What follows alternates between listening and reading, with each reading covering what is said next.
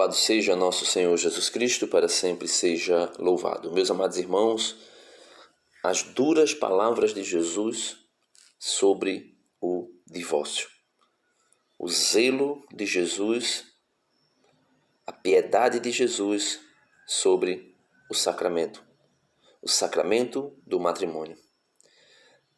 O matrimônio é tão digno de honra, é tão digno de ser honrado, que nosso Senhor Jesus Cristo pega duro, pesado mesmo, com os seus discípulos e também com a multidão, com os fariseus, com os saduceus, com os mestres da lei, que querem divorciar-se de suas esposas e casar com outras. Veja o que diz o Evangelho de hoje, por exemplo, Marcos 10, do 1 ao 12. Naquele tempo, Jesus foi para o território da Judéia, do outro lado do rio Jordão.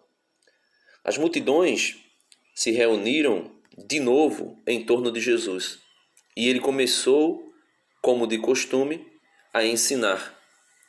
Alguns fariseus se aproximaram de Jesus. Para pô-lo à prova, perguntaram se era permitido ao homem divorciar-se de sua mulher. Jesus perguntou: "O que Moisés vos ordenou?"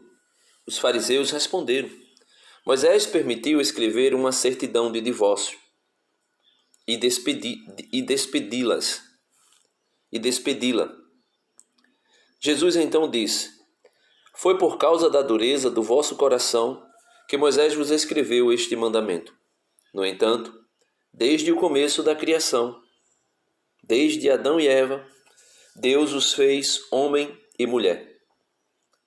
Por isso, o homem deixará seu pai e sua mãe, e os dois já não serão uma só carne. Assim, já não são dois, mas uma só carne. Portanto, o que Deus uniu, o homem não separe." Veja, meus amados irmãos, um exemplo aqui que eu vou trazer, que talvez nem caiba bem, mas só para você entender o que eu estou querendo falar. Vamos supor aqui que o homem fosse o corpo e a mulher fosse a alma de cada um de nós. O homem a parte material e a mulher a parte espiritual. Vamos dizer, esses dois só podem ser separados na hora da morte. O corpo humano só pode se separar da sua alma espiritual na hora da morte. Essa união entre corpo e alma foi dada pelo próprio Criador. Lá no princípio, quando Deus modela Adão do barro, Deus sopra o fôlego de vida naquele corpo que não tinha espírito, portanto era só um cadáver, podemos assim dizer, né? Não tinha vida. E quando Deus sopra ali o fôlego de vida, ele passa a ser um ser vivente. E nada separa a alma espiritual daquele corpo a não ser a morte. São Tiago vai dizer na sua carta, lá no capítulo 2, no versículo 26, se eu não estou enganado, ele falando da fé e das obras, ele vai dizer que assim como um corpo sem alma é morto, assim também a fé sem obra é morta. Ou seja, quando Jesus diz que os dois já não são dois, mas uma só pessoa, e Jesus diz que ninguém pode separar, nem o homem pode separar, então só Deus pode fazer essa separação. Então por que nós pensamos muitas vezes em separação? Veja que em casa os discípulos fizeram novamente perguntas sobre o mesmo assunto. Qual assunto? O divórcio. E lá em São Mateus capítulo 19, quando São Pedro vai falar com Jesus sobre esse mesmo assunto, ele vai dizer: então, se é assim a condição do homem para com a mulher, não vale a pena casar-se. E aí Jesus vai ensinar um outro mistério, um grande mistério, que é a continência voluntária. Ou seja, o eunuco que se faz eunuco pelo reino de Deus voluntariamente. Mas não é o caso. Então veja, Jesus vai dizer aqui, versículo 11 do Evangelho que nós estamos lendo hoje. Jesus respondeu: quem se divorciar de sua mulher e casar com outra, cometerá adultério contra a primeira. E se a mulher se divorciar de seu marido e casar com outro, cometerá adultério. Então, não existe separação. Moisés permitiu o divórcio por causa da dureza do coração do homem.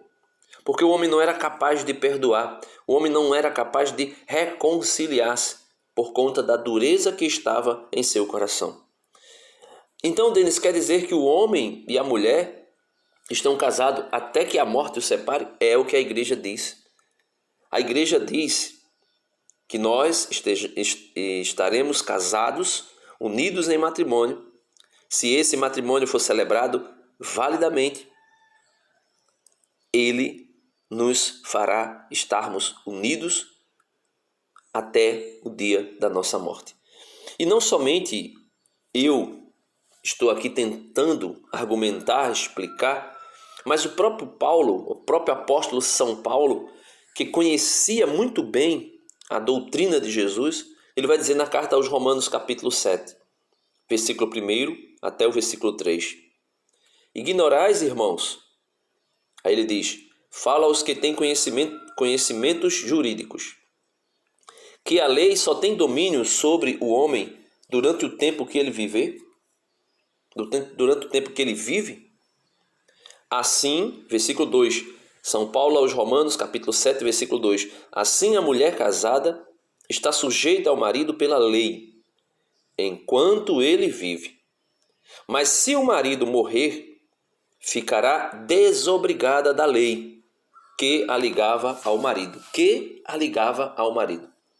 Por isso, enquanto viver o marido, se tornar mulher de outro homem, será chamada adúltera.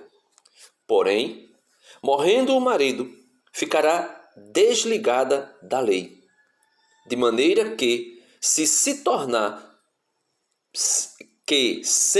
tornar adúltera, poderá casar-se com outro homem. E São Paulo ainda nos ensina, na primeira carta aos Coríntios, você pode ler o capítulo 7 todo, 1 Coríntios capítulo 7 todo, mas leia aí o versículo 39, 1 Coríntios 7, versículo 39. Veja o que vai dizer São Paulo. Isso aqui é extraordinário. É mais claro do que nós possamos imaginar. 1 Coríntios 7, 39. A mulher está ligada ao marido enquanto ele viver. Mas, se morrer o marido, ela fica livre e poderá casar-se com quem quiser, contanto que seja no Senhor. Contanto que seja no Senhor. Então, meus amados irmãos, essa história, essas interpretações que muita gente dá a respeito do matrimônio, querendo trazer para o matrimônio possibilidade de divórcio, não tem como, né, ser coerente, porque Jesus combate isso. Jesus se manifesta contra o divórcio. Se você puder ver aí comigo, São Mateus capítulo 19, é a mesma estrutura, né, de São Marcos, porque São Mateus ele vai tomar o escrito de São Marcos para também fazer o seu manuscrito, porque por incrível que pareça, nós sabemos muito bem que o Evangelho de São Marcos é a fonte, né, e também a fonte que é a fonte para que São Lucas e São Mateus escreva o seu Evangelho. E a gente pode ver essa estrutura bem parecida de um com o outro, por isso são chamados de evangelhos sinóticos. Veja o que Mateus vai dizer. Após esse discurso, Jesus deixou a Galiléia e veio para a Judéia, além do Jordão. Uma grande multidão o seguia e ele curou seus doentes. Os fariseus vieram e perguntaram-lhe para pô-lo à prova: é permitido ao homem rejeitar sua mulher por um motivo qualquer? Aí aqui, algumas pessoas que são adeptas do divórcio, algumas pessoas que são favoráveis ao divórcio, e por isso é muito triste o que nós podemos ver nas igrejas protestantes, que eles são adeptos do divórcio. no caso de adultério, porque eles interpretam mal as palavras de Jesus. Também as igrejas ortodoxas, compreendendo esse texto de São Mateus 19 e achando nele uma brecha ou uma exceção para que o casamento seja indissolúvel, eles vão buscar nessa palavra, na palavra de Jesus, quando Jesus vai falar um pouco mais à frente sobre adulteração do matrimônio. Não é um casamento, não é um ato de adultério no matrimônio, mas é uma adulteração da natureza do matrimônio. Vamos ver, Jesus deixa muito claro. Versículo 3. Os fariseus vieram perguntar-lhe para pô-lo à prova. É permitido a um homem rejeitar sua mulher por um motivo qualquer? Respondeu-lhe Jesus. Não lestes que o Criador no começo fez o homem e a mulher, Adão e Eva, e disse: por isso o homem deixará seu pai e sua mãe, e se unirá à sua mulher, e os dois formarão uma só carne. Se é uma só carne, não pode se separar. Como eu dei o exemplo do corpo e da alma. Eu dei o exemplo que o homem seria o corpo e a mulher seria a alma, e os dois unidos não podem se separar. E essa união entre corpo e alma só é desfeita com a morte. Então, Jesus continua, versículo 6. Assim, já não são dois, mas uma só carne. Portanto, não separe o homem o que Deus uniu.